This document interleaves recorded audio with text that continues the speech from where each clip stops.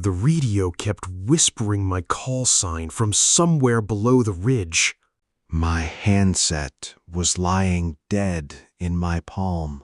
Snow packed into my gloves as I stared at the tracks in the snow. The other tracks turned toward the trees. And from inside those trees, a voice called my name. It used the name my mother called me when I was small. I understood the search had never been for the boy. It had been for whoever came looking. The boy was just 12, wearing a blue knit cap with a yellow stripe. The fog came down like damp wool. The ridges vanished into the blue-gray light. The dogs followed the scent, then backed away from the open ground. We found the camera hanging from a branch. The photos were not normal. One showed a standing-shaped absence in the snow. Ray Bell told me about the knob walker. He said it kept to the high ridges in winter. He told me not to answer anything that called my name in the fog. We found the cap sitting in the middle of the snow. It was placed there with care. The yellow stripe was wet and stiff with ice. A boy's voice called out from the hollow. It was Caleb, but his father was miles away. Ray started talking loudly to drown out the voice. Patrick turned his head and stepped into the trees. He vanished from sight. I saw his red pack hanging in the air, held by invisible hands. We stumbled out of the woods at dusk. Ray, Patrick, and the dog were gone. The voice is still out there, practicing the names of the living. We were just standing here, but these are our own tracks. It's like a spider web looping us back into the same spot. Wait, that's Patrick's radio. I found him. Ringeriller. Caleb, you're safe. Just stay there. Don't bring them down here, Eli. Ray, what are you doing? He's gone. But listen to that. Keep moving. Don't look back. We're out, but they're all gone. I never took these pictures. He's smiling right at me. They were all in the shelter, but none of them had faces. My name scratched into the wall? I keep it unplugged, but it still happens. Is someone there? You found the door. Now open it. It's waiting for me. I'm not opening the door. I keep the radio unplugged, but it doesn't matter. The static just keeps coming back, night after night. First comes the hiss. Then I hear a child breathing right under my feet. Then my old call sign comes through. It's Ray Bell's voice, sounding tired and almost kind. He says, "You found the door." The words just hang there in the dark. Then, after a long pause, Caleb whispers. He says, "Now open it." I sit in the dark until morning, with my hands over my ears. But I can still see it when I close my eyes. A blue cap resting upright in fresh snow. And behind it, a line of small, wet footprints. They're leading patiently toward my house. There's nowhere left to run. The woods keep their own record. And I'm just another part of it now. The mountains don't care about our stories. They just keep waiting for the next one. I can't just sit here anymore. The sound is getting louder. It's like the house is breathing with me. The floor is freezing cold. I gotta see what's under here. My hands won't stop shaking. What is that? It's the cap. How did it get here? It's ice cold. Everything just went quiet. I shouldn't have touched it. That's not possible. Stop it! Just stop it! It sounds just like me. No, not here. I'm back on the mountain. This can't be happening. The path is gone. It's pushing me somewhere. I have to find a way out. Eli, come here. Is that you, Caleb? I can't answer him. They're all there. They're waiting for me. I have to turn back. I can't move. He's right there. Now open it. I'm standing there, just staring at the floor. The silence in the house is getting heavy. It feels like the winter outside is finally coming in. I try to look away, but I can't. The shadows under the house are moving like smoke. My legs feel like lead. I can't even move. Then I hear it, a slow tapping under the floor. It sounds like someone's knocking, waiting for me to let them in. I'm gripping the table so hard my knuckles are white. The radio starts whining. That same sound from the mountain. I watch the dial move all by itself. It's searching for something that shouldn't be there. The walls are changing, turning into trees right in front of me. The floor is becoming moss and frozen dirt. I'm not in my house anymore. The mountain is here. I stumble back, my boots sliding on the ice. The trees are so close I can barely breathe. Every direction looks the same. Just a maze of fog. Then I hear it, my name whispered from the dark. It's my mother's voice, but it sounds so wrong. I'm trying to tell myself it's just the wind. The fog clears, and there it is, the shelter. It looks so old, like it's been here forever. There are people standing in front of it, just waiting. I try to run, but my feet are stuck in the snow. Then I see him, Caleb, just standing there. He's smiling at me, but his eyes are completely empty. He leans in and whispers, "Now open it." Everything starts to turn into static.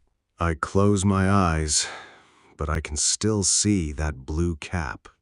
I woke up gasping, the silence in the room feeling heavier than before. My hands were shaking, but there was no snow, just the dark of my own living room. I needed to wash the feeling of that place off my skin. The man in the window reflection looked like a stranger, hollowed out by years of ghosts. I knew it was unplugged, but the clicking was still there. My fingers hovered over the dial, terrified of what might happen if I touched it. I couldn't stay in this house a second longer. I grabbed my coat, my hands shaking so hard I could barely find the zipper. The cold air hit me, but it didn't feel like relief. I looked toward the trees, waiting for the fog to swallow me whole. Every step I took sounded like a gunshot in the quiet. I turned on my headlamp, scanning the dark for something I was terrified to see. Then I saw it, sitting there in the snow. A blue cap with a yellow stripe, just like the one from the mountain. It didn't make any sense, but there it was. I looked around, but the woods were empty, just watching me. I tried to run, but my legs wouldn't move. Then I heard it, that voice calling my name from the dark. I turned around, and there he was, waiting for me. He was smiling that same smile, like he'd been waiting for me all along. I couldn't move a muscle. The silence was heavy, like the woods were holding their breath. That smile didn't reach his eyes. It was like he was just waiting for me to do something. I reached for my radio, but it was just dead weight. Then he took a step closer. The trees looked like they were leaning in toward him. I felt the ground shifting under my feet. I remembered what Ray said about the fences. I had to look away. Just keep backing up. Then the voices started up again, coming from everywhere. I kept my thumb on the off switch. I wasn't going to listen. They tripped over a root and almost went down. The fog was so thick I couldn't even see my own hands. I heard footsteps behind me, crunching in the snow. I didn't turn around. I just kept moving. I saw a trail marker up ahead. I pushed myself. I was almost back to the main path. I made it to the marker and just collapsed. I was safe, but I knew the woods were still waiting. I just stood there, gasping for air against the cold wood. The woods behind me felt like they were watching, waiting for me to turn back around. I shoved the radio back into my pocket, not wanting to hear a single thing.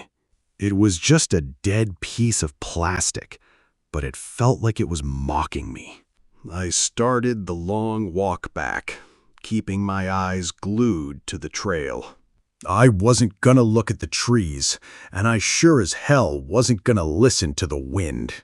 The light was dying, turning everything into a thick, suffocating black. The fog felt like it was clinging to me, trying to pull me back into the dark.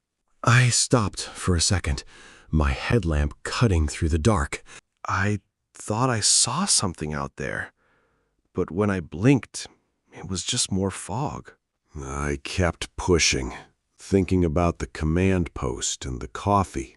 I wondered if they'd even recognize me when I finally walked back in. I saw the lights of the command post, and I felt a wave of relief.